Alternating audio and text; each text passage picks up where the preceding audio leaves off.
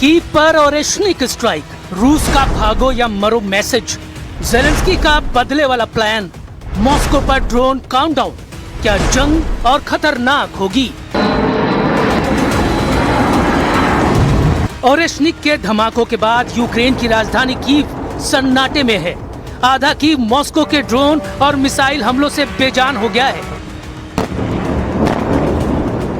इमारतें खंडहर हो गई हैं।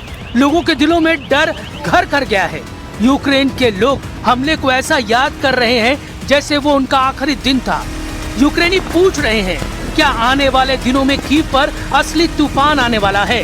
रूस ने आज फिर से चेतावनी दी है, अगर यूक्रेन ने सिविलियन इलाकों पर हमले नहीं रोके तो वो तबाही की किसी भी लाइन को क्रॉस करने के लिए तैयार है।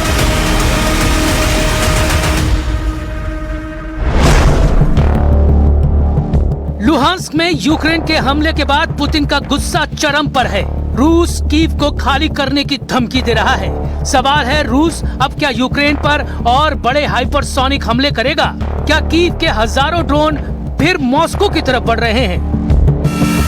सवाल अब कीव बनाम मॉस्को का नहीं है।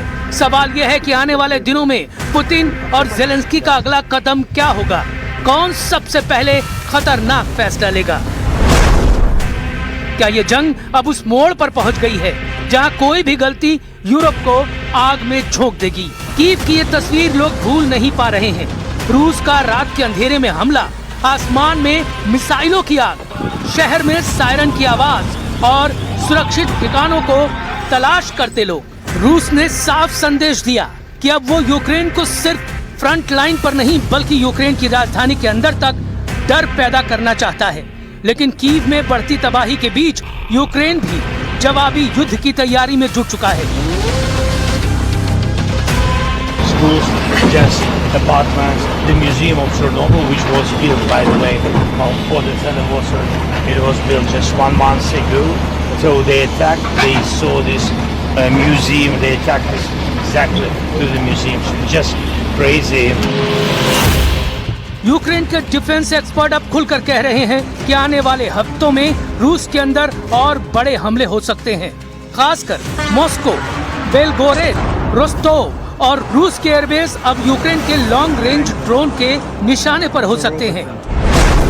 मॉस्को के air defence, oil refinery, missile factory, airbase, railway supply line अब सब ज़ेलेंस्की की आंखों में चुभने लगे हैं। वो कह चुके हैं कि यूक्रेन का बदला सबसे भयानक होगा।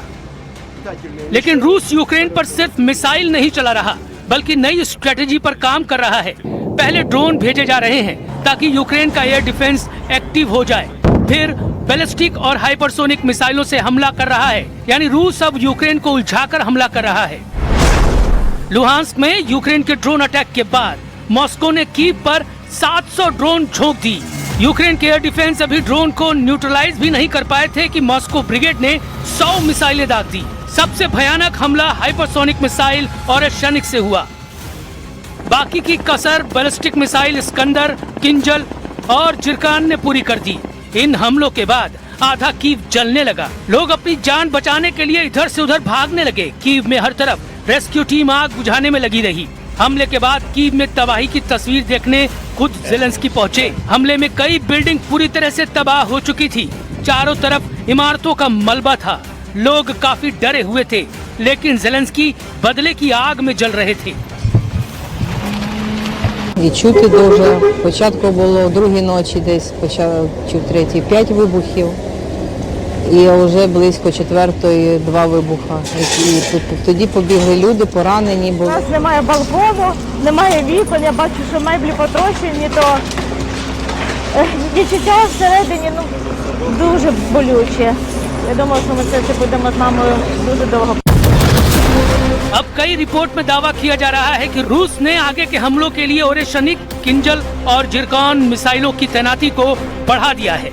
यानी कीव पर अब सिर्फ ड्रोन अटैक नहीं बल्कि चौंकाने वाला हमला हो गया, जिसका मकसद कीव में रहने वाले लोगों के बीच डर पैदा करना और ज़ेलेंस्की के सैनिकों को थकाना है।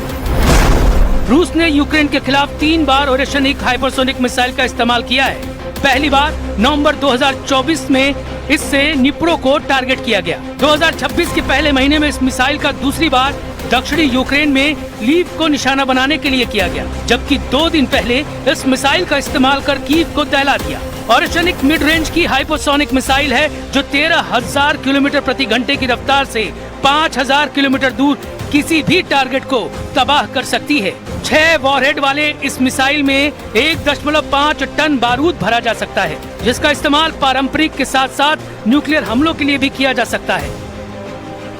यूक्रेन के खिलाफ जंग में पुतिन बार बार न्यूक्लियर हमलों का ट्रेलर दिखा चुके हैं। पिछले हफ्ते ही बेलारूस में पुतिन ने 64,000 सैनिकों के साथ न्यूक्लियर हथियार उतार दिए। 3 दिन की ड्रिल में पुतिन ने न सिर्फ न्यूक्लियर फोर्स को एक्टिव किया, बल्कि न्यूक्लियर युद्ध का पूरा अभ्यास किया। इसमें रूस की strategic missile force, nuclear submarine, long range bummer और हाइपरसोनिक मिसाइलों को शामिल किया गया। रूस के न्यूक्लियर ड्रिल में RS-24 yards intercontinental ballistic missile, Zircon hypersonic missile और किंजल मिसाइल से लैस MiG-31 फाइटर जेट से दुनिया को अपनी ताकत दिखाई। पुतिन खुद बेलारूस के राष्ट्रपति लुकाशेंको के साथ ड्रिल देखने पहुंचे और दावा किया कि सभी न्यूक्लियर ऑब्जेक्टिव को पूरी तरह से हासिल कर लिया गया है। इससे पहले रूस ने दुनिया के सबसे ताकतवर न्यूक्लियर हथियार RS-28 सरमद की टेस्टिंग की थी। पुतिन ने इस हथियार को लेकर दावा किया कि ये दुनिया के किसी भी टारगेट को पल भर में तबाह कर सकती है। RS-28 सरमद की ताकत है इसकी रेंज और वॉरहेड। इसकी बैलिस्टिक रेंज 18,000 किलोमीटर है, जबकि FOBS यानी ऑर्बिटल रेंज 35,000 किलोमीटर से भी ज्यादा है। मतलब किसी सैटेलाइट की तरह धरती के चक्कर लगाकर भी टारगेट को हिट कर सकता है। इसकी रफ्तार आवाज से 20 गुना ज्यादा है, मतलब 25,000 किलोमीटर प्रति घंटे। इसमें 10 टन का वॉरहेड फिट हो सकता है, मतलब 10 टन न्यूक्लियर बारूद ले जाने में ये सक्षम है। 10 टन सिंगल पेलोड के साथ इस हथियार से धमाका किया गया तो पूरा कीव शहर साफ हो जाएगा। जापान के हिरोशिमा में जितनी तबाही हुई थी उससे 50 गुना ज्यादा तबाही होगी। Новых угроз и рисков наша ядерная триада, как и прежде, должна служить надежным гарантом суверенитета союзного государства России и Беларуси, обеспечить решение задач стратегического сдерживания. इस जंग में जितनी तबाही यूक्रेन में हुई है उससे ज्यादा सैनिकों का नुकसान रूस को हुआ है। 4 साल बाद जहां यूक्रेन ने अपने 1.5 लाख सैनिकों को गवा दिया है, वहीं 4 लाख रूसी सैनिक मारे गए हैं। बावजूद इसके न पुतिन युद्ध को रोकना चाहते हैं, न ज़ेलेंस्की सरेंडर करने को तैयार हैं। रूस 2 दिशा में अपने युद्ध को बढ़ा रहा है। एक तरफ वो कीव में मिसाइल और ड्रोन हमलों से यूक्रेन के दिल में डर पैदा कर रहा है, तो दूसरी तरफ पुतिन का इरादा पूरे डॉनबास पर कब्जे का है।